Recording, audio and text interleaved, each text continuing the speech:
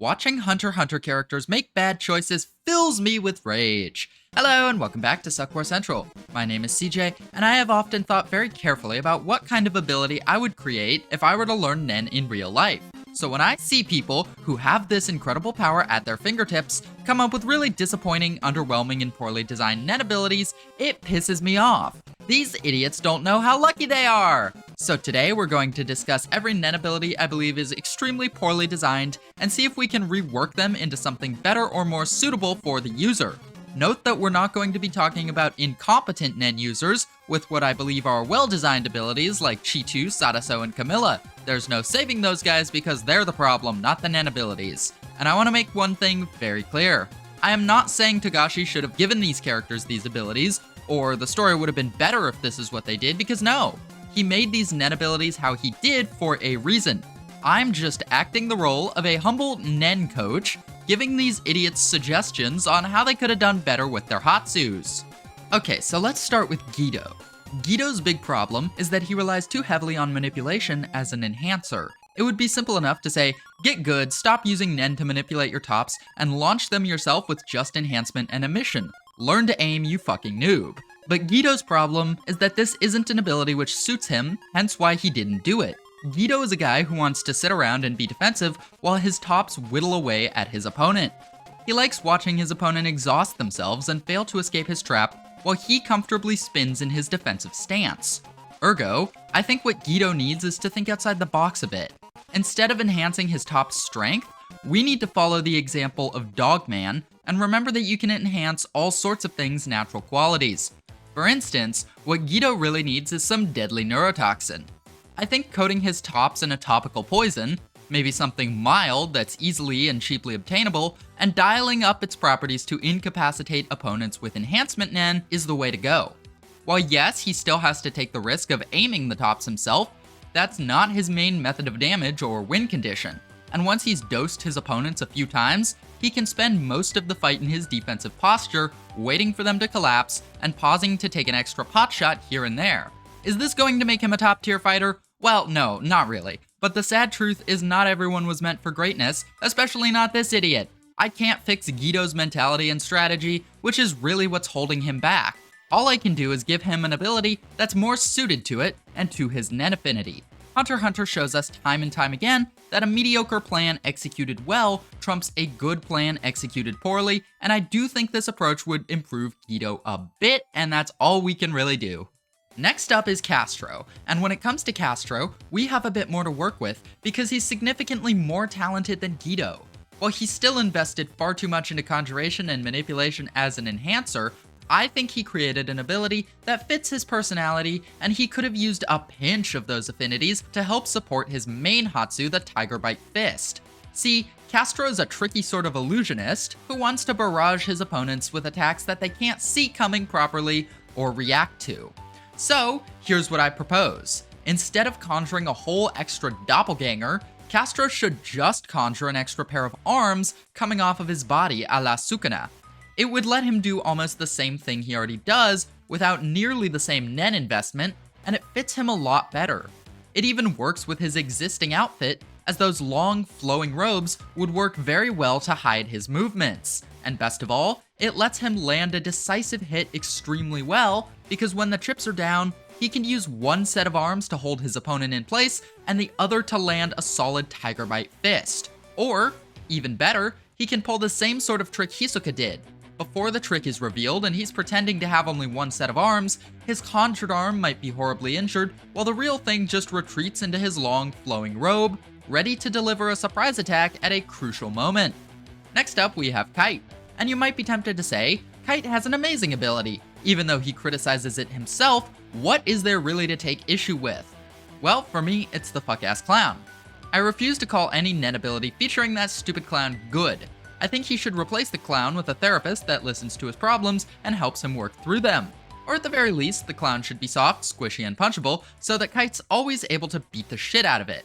My partner, however, had a different idea. He insisted the clown should be fuckable and called Crazy Thoughts. I don't hate the idea as much as I should. Pokkle was trying to do way too much. According to Wing, he was having problems with his Ren, and the ability he made no doubt compounded that problem. Pokkle made 7 different arrows with different properties, and no doubt each one required different specialized training in order to create it. This means a ton of time spent practicing niche arrows that you're only going to be using 1/7 of the time, and way less time practicing your already deficient fundamentals, leading to a Nen user that's all style and no substance. I mean, it's pretty telling that when he was attacked by Chimera ants, despite having 7 different Nen arrows to work with, Pokkle only had time to fire 2 different types. Again, like I said, that's way too many. Maybe, someday, Pokkle could have eventually developed all 7 of those arrows, but you know you have output problems when your so-called fastest arrow gets caught by a Chimera ant who doesn't even know Nen yet. That thing had no juice in it. And worse yet, why the hell was Pokkle, as an emitter, dipping into transmutation when the guy leans toward manipulation per Togashi's exhibit at the Roppongi Hills Tower? If you ask me, what Pokkle needed was a much simpler kit and a lot of time spent working on the fundamentals. Nen arrows are a fine idea for an emitter, but the guy should have had 3 types of arrows at the absolute maximum until he'd spent a good few years perfecting his Ren. If he really wants it to be a rainbow, he can start with the primary colors. Maybe one color can be normal arrows, meant to be produced and fired quickly since he's adept at that, and we see him firing, charging, and aiming arrows while he's running during the Chimera ant fight. Another can be a sort of charging arrow, similar to Gon's Jajunkin.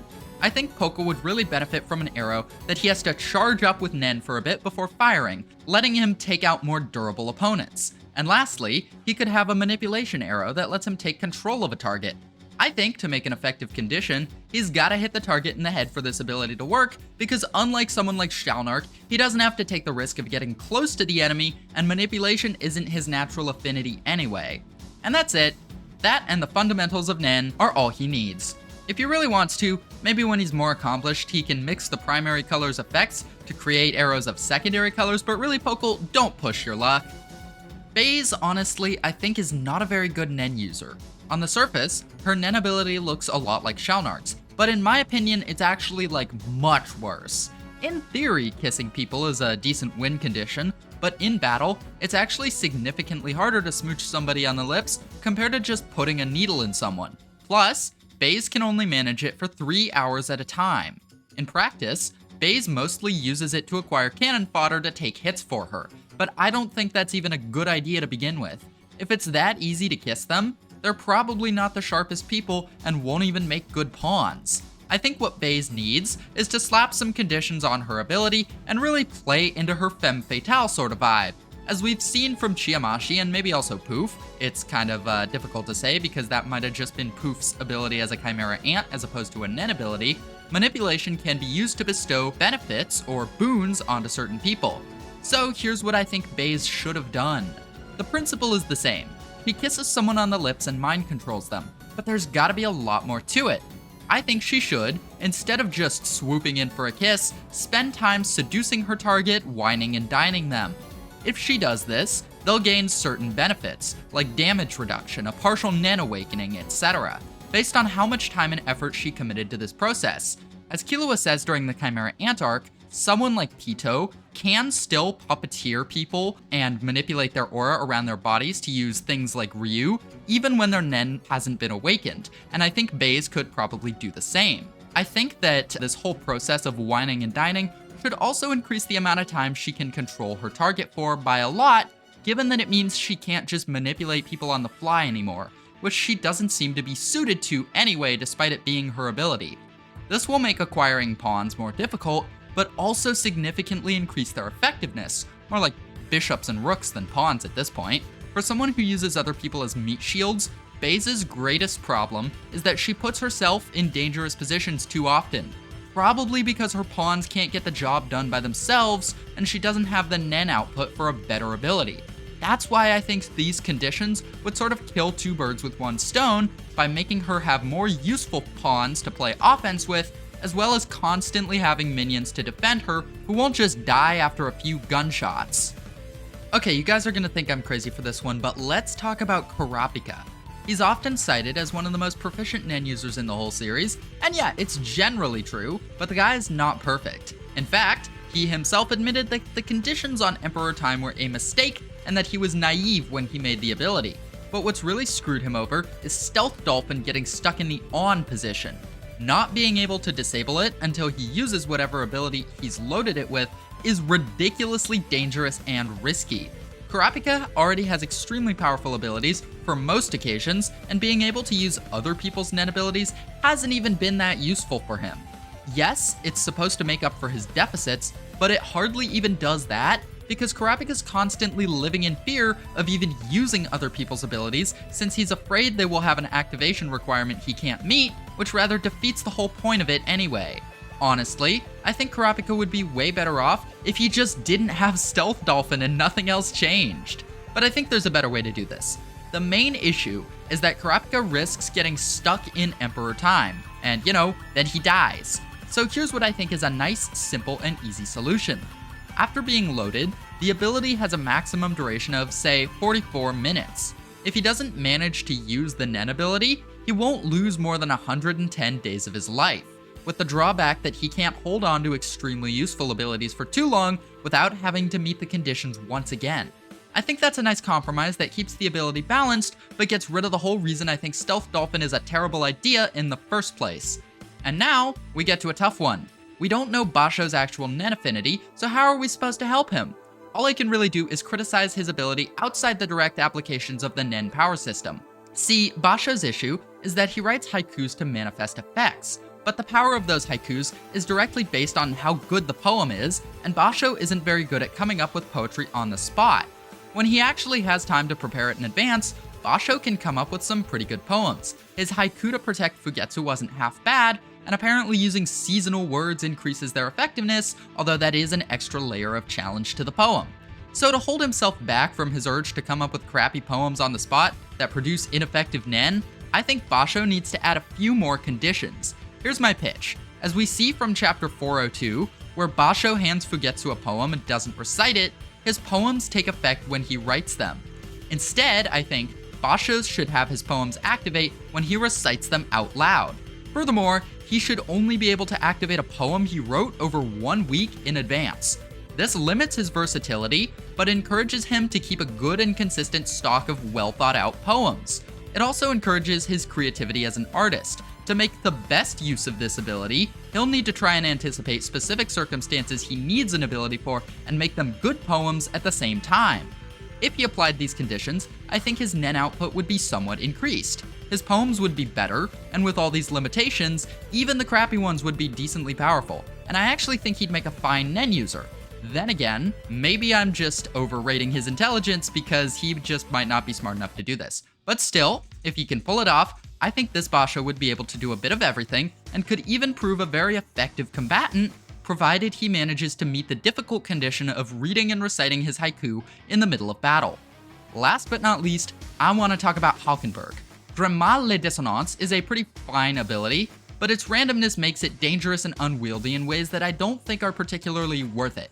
I get that Halkenburg doesn't want to put himself above any of his followers, but given that he's sort of the crux of the ability, and the whole system becomes much more difficult to work with if they can't control whether or not he's the one to swap, he needs to change that.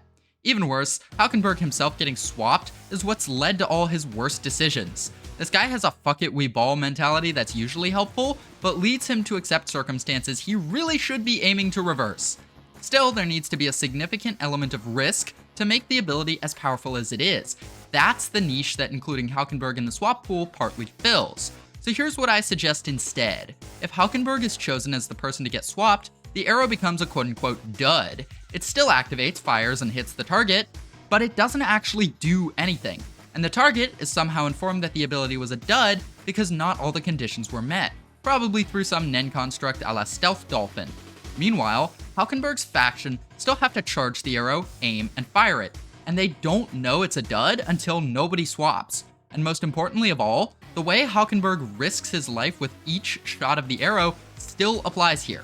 Even though it does nothing, he has to land this shot or he dies. It's kind of like the risky dice from Greed Island, but it doesn't suddenly make the ability unusable if it misfires. It just gives the enemy a chance to catch their breath. The chance of this misfire occurring incentivizes Halkenburg to be very careful with how often he uses the ability like he's already got to, because now he risks giving up critical information. So yeah, there we have it. the much more stable and controllable Grimma les Dissonance. Anyway, folks, that is about going to do it. I hope you enjoyed this little Hunter x Hunter break week content snack to tide you over while we wait for the next chapter, and I can't wait to get this show back on the road, and more importantly, I hope you have a wonderful day!